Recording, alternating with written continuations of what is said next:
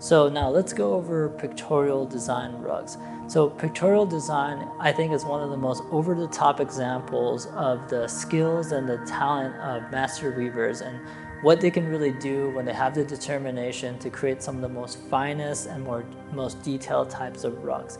So these type of rugs are going to be made by master weavers inside workshops, and typically they're going to come from 4 different cities. So you're going to find this a lot from Tabriz, Kashan, Sarouk, and Isfahan. Those 4 cities have the workshops to create these type of rugs. And what you're going to see is that they're going to represent a lot of landscape scenery. You're going to see different historical figures, different places, and just like important figures going back in time.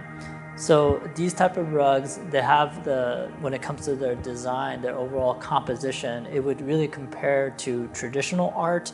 And they're definitely, I would say, again, one of the over-top examples of what the master weavers can do.